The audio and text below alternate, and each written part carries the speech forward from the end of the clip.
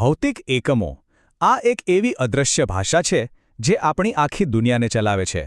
વિજ્ઞાનથી લઈને વ્યાપાર સુધી બધું જ એના પર ટકેલું છે. પણ આ ભાષા ખરેખર છે શું અને કામ કેવી રીતે કરે છે? ચાલો આજે એને જરા ઊંડાણપૂર્વક સમજીએ. આપણે રોજબરોજની જિંદગીમાં આવા આંકડા અને સંજ્ઞાઓ જોતા જ હોઈએ છીએ નહીં? જેમ કે 10 લીટર દૂધ, 50 ઇંચનું ટીવી કે પછી કોઈ વાયર પર લખેલું 1.5 mm². આ બધું શું છે? આ છે માપનના એકમો. કોઈપણ વસ્તુનો જથ્થો દર્શાવવા માટેની એક સાર્વત્રિક ભાષા. પણ સવાલ એ થાય કે આખી દુનિયા માટે એક જ ભાષાની શી જરૂર પડી? શું દરેક દેશ પોતપોતાની રીતે માપન ન કરી શકે? બસ આ જ સવાલ આપણને આજના વિષયના કેન્દ્રમાં લઈ જાય છે. માનકીકરણ એટલે કે સ્ટેન્ડર્ડાઇઝેશનની જરૂરિયાત. તો આખી વાતને બરાબર સમજવા માટે આપણે કેટલાક મુદ્દાઓ પર નજર નાખીશું. સૌથી પહેલાં અદિશ અને સદિશ રાશિઓ વચ્ચેનો ભેદ સમજીશું. પછી એકમોના મૂળભૂત ઘટકો શું છે એ જોઈશું. ત્યાર પછી દુનિયામાં કઈ કઈ માપન પદ્ધતિઓ હતી એ જાણીશું અને પછી આધુનિક એસઆઈ પદ્ધતિ પર આવીશું. અને છેલ્લે આ એકમોને એકબીજામાં ફેરવવા કેવી રીતે એ પણ શીખીશું. તો આપણી સફરની શરૂઆત કરીએ એકદમ મૂળભૂત સવાલથી. જ્યારે કોઈ વસ્તુને માપવામાં આવે ત્યારે શું ફક્ત એનું મૂલ્ય એટલે કે એની સંખ્યા જ મહત્વની છે કે પછી એની દિશા પણ એટલી જરૂરી છે? અહીં જ અદિશ અને સદિશ રાશિઓનો ખ્યાલ આવે છે. ફરક બહુ સીધો સાધો છે. અદિશ રાશિ એટલે એવી રાશિ જેને બતાવવા માટે ખાલી એના મૂલ્યની જ જરૂર પડે, જેમ કે વજન કે તાપમાન. પણ સદિશ રાશિને પૂરી રીતે સમજાવવા માટે એના મૂલ્યની સાથે સાથે એ કઈ દિશામાં છે એ પણ કહેવું પડે. આને એક સરસ ઉદાહરણથી સમજીએ. દળ એટલે કે માસ કિલોગ્રામમાં મપાય છે અને એ અદિશ છે કારણ કે એને કોઈ દિશા નથી હોતી. પણ બળ એટલે કે ફોર્સ ન્યૂટનમાં મપાય છે અને એ સદિશ છે. કેમ? કારણ કે બળ કઈ દિશામાં લગાડવામાં આવે છે એ બહુ જ મહત્વનું છે. એ જ રીતે વેગ પણ દિશા પર આધાર રાખે છે. ઓકે, તો રાશિઓના પ્રકારો તો સમજાઈ ગયા, પણ આ એકમો પોતે શેના બનેલા છે? એને સમજવા માટે લેગો બ્લોક્સ યાદ છે? જેમ નાના નાના બ્લોક્સ જોડીને મોટી રચના બને. બસ ભૌતિકશાસ્ત્રમાં પણ એવું જ છે. કેટલાક મૂળભૂત એકમોમાંથી બીજા બધા એકમો બનાવવામાં આવે છે. આ પાયાના બ્લોક્સને જ મૂળભૂત એકમો કહેવાય છે.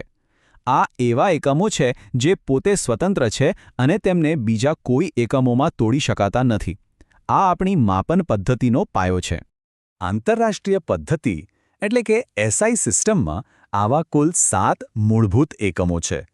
લંબાઈ માટે મીટર, દળ માટે કિલોગ્રામ, સમય માટે સેકન્ડ અને વીજળીના પ્રવાહ માટે એમ્પિયર. અને નવાઈની વાત એ છે કે આ માત્ર 7 એકમો જ આખા ભૌતિક વિજ્ઞાનનો આધાર છે.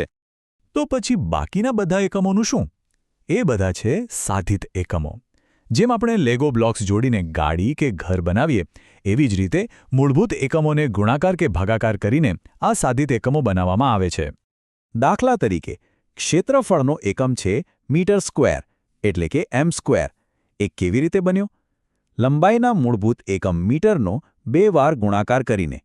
એવી જ રીતે વેગનો એકમ છે મીટર પ્રતિ સેકન્ડ m/s, જે લંબાઈ અને સમયના મૂળભૂત એકમોના ભાગાકારથી બન્યો છે. ચાલો હવે જરા ઇતિહાસમાં ડોકિયું કરીએ, કારણ કે હંમેશાથી એક જ વૈશ્વિક સિસ્ટમ નહોતી. એક સમય એવો હતો જ્યારે માપનની દુનિયામાં થોડી અરાજકતા હતી, જ્યાં અલગ અલગ જગ્યાએ અલગ અલગ પદ્ધતિઓ વપરાતી હતી. મુખ્યત્વે 3 સિસ્ટમ બહુ ચાલતી હતી. એક હતી બ્રિટિશ FPS સિસ્ટમ એટલે કે ફૂટ, પાઉન્ડ અને સેકન્ડ. બીજી બાજુ વિજ્ઞાનમાં 2 મેટ્રિક પદ્ધતિઓ હતી. એક નાના એકમોવાળી CGS એટલે કે સેન્ટીમીટર, ગ્રામ, સેકન્ડ અને બીજી મોટા એકમોવાળી MKS એટલે કે મીટર, કિલોગ્રામ, સેકન્ડ. અને આ બધી સિસ્ટમ વચ્ચેનો તફાવત જ બધી ગૂંચવણનું કારણ હતું. બ્રિટિશ પદ્ધતિમાં જુઓ, 12 ઇંચનો 1 ફૂટ થાય અને 3 ફૂટનો 1 યાર્ડ. ગણતરી કેટલી અટપટી છે! એની સરખામણીમાં મેટ્રિક પદ્ધતિ જુઓ, જ્યાં બધું 10ના ગુણાંકમાં છે. 10 મિલીમીટરનો 1 સેન્ટીમીટર, 100 સેન્ટીમીટરનો 1 મીટર. કેટલું સરળ અને તાર્કિક! આ બધી અરાજકતા અને ગૂંચવણને દૂર કરવા માટે આખી દુનિયાના વૈજ્ઞાનિકો અને દેશો ભેગા થયા અને એક સાર્વત્રિક ઉકેલ શોધી કાઢ્યો. અને એ ઉકેલ હતો આંતરરાષ્ટ્રીય પદ્ધતિ, જેને આપણે આજે એસઆઈ તરીકે ઓળખીએ છીએ.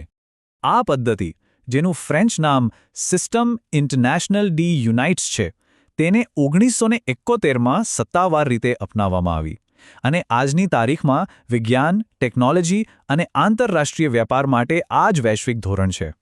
અને આટલી શક્તિશાળી વૈશ્વિક સિસ્ટમનો પાયો શું છે? ફક્ત 7. જી હા, માત્ર 7 મૂળભૂત એકમો, જેમાંથી ભૌતિક જગતના બાકીના બધા જ માપ નીકળી શકે છે. આ જ તો એની સરળતા અને સુંદરતા છે. સારું, આ બધી થિયરી તો સમજાઈ ગઈ, પણ આનો વ્યવહારમાં ઉપયોગ કેવી રીતે કરવો? ચાલો હવે માપનની આ ભાષા બોલતા શીખીએ, ખાસ કરીને જ્યારે એક સિસ્ટમમાંથી બીજી સિસ્ટમમાં રૂપાંતરણ કરવું હોય ત્યારે. ચાલો એકદમ સહેલું ઉદાહરણ લઈએ. માની લો કે 40 ઇંચને સેન્ટીમીટરમાં ફેરવવા છે. સૌથી પહેલાં આપણને બંને વચ્ચેનો સંબંધ ખબર હોવો જોઈએ, જે છે 1 ઇંચ બરાબર 2.54 સેન્ટીમીટર. બસ, હવે 40ને 2.54 વડે ગુણી નાખો અને જવાબ આવી ગયો 101.6 સેન્ટીમીટર. હજી એક ઉદાહરણ જોઈએ. ચાલો 12 માઇલને કિલોમીટરમાં ફેરવીએ. આપણને ખબર છે કે 1 માઇલ એટલે લગભગ 1.609 કિલોમીટર, તો 12ને 1.609 વડે ગુણાકાર કરો એટલે જવાબ મળે 19.308 કિલોમીટર. છે ને એકદમ સરળ? માહિતીને જોવાની બીજી પણ એક રીત છે. જેમ કે આ ચાર્ટ બતાવે છે કે એક જ એકમ, કિલોગ્રામ, બીજા ઘણા એકમો સાથે કેવી રીતે જોડાયેલો છે. 1 કિલોગ્રામ એટલે 1000 ગ્રામ, પણ એ જ સમયે તે લગભગ 2.2 પાઉન્ડ અને 0.001 ટન પણ થાય છે. બધો ખેલ પરિપ્રેક્ષ્યનો છે. અંતે આખી ચર્ચાનો સાર એ જ છે કે ભૌતિક દુનિયાને સમજવા માટે આપણી પાસે એક સુવ્યવસ્થિત, ચોક્કસ અને બધાએ સ્વીકારેલી માપન પદ્ધતિ હોવી ખૂબ જ જરૂરી છે. એના વગર વિજ્ઞાન અને એન્જિનિયરિંગમાં આગળ વધવું શક્ય જ નથી. તો આપણે જોયું કે કેવી રીતે માત્ર 7 મૂળભૂત એકમોમાંથી એક સંપૂર્ણ વૈશ્વિક માપન પદ્ધતિ બની. આ એકમો જ આપણને એ ચોકસાઈ આપે છે જેનાથી આપણે આપણી આસપાસની દુનિયાને સમજી શકીએ છીએ અને નવી નવી ટેકનોલોજી બનાવી શકીએ છીએ. આ એક વિચારવા જેવો પ્રશ્ન છે. આપણે વિજ્ઞાન અને વેપાર માટે માપનની પદ્ધતિને તો એક સ્ટાન્ડર્ડ બનાવી દીધું, પણ જરા વિચારો, રોજબરોજના જીવનમાં એવી કઈ વસ્તુ છે જેના માટે એક વૈશ્વિક ધોરણ હોય તો સારું?